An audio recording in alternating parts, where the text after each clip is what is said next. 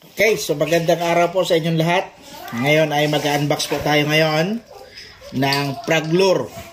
Ito po ay pain para sa mga snakehead o dun sa mga dalag. Yan po ay isa sa mga libangan natin. Kaya buksan natin. Tingnan natin kung okay yung order natin.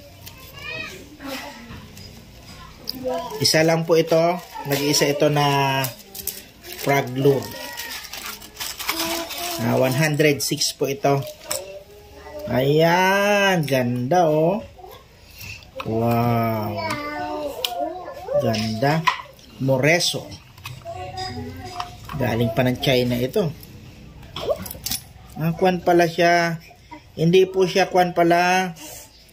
Hindi siya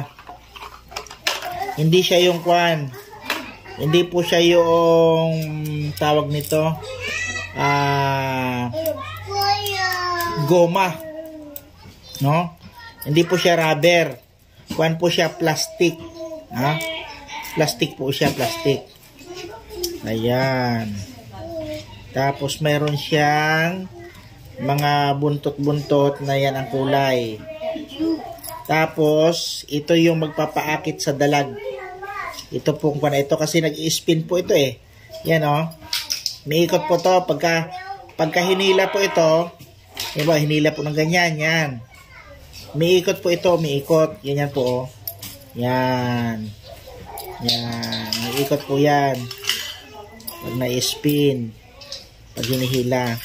Yan po naakit yung pa natin, yung mga snakehead. Ganito po kalaki yung kawil niya, oh. Medyo maliit lang yung kawil niya. Ito na po yung Praglure natin, oh. May haba po siya. Wala tayo panukat eh. Kaya, pero kung dadangkalin ko po yan, tinan nyo, oh, sa kamay ko, oh. Ayan. Kaya pandin po siya. Mahaba din, oh. Mahaba din. Tama-tama to sa dalag. Ngayon, kung tayo po ay naliliitan dito sa kawil niya na ito, ay pwede naman po yan na kwan. Pwede po natin na palitan ito. Ayan. Pwede po natin mapalitan ito. Itong kawil na ito. Pero para sa akin, okay na rin ito sa dalag eh. Kailangan lang siguro ang gawin ito ay medyo ititingala siya konti. Bagay kailangan sumabit lang siya dito eh. Okay na. Ito po siya oh. Mayroon siyang lagayan. Ito pero pagkatapos mo mamingwit, ibabalik mo lang dito. Para yung ito yung pinakang kaluban niya, pinakang bahinga niya. Yan. Medyo mahirap. Yan. Nakaganyan po yan.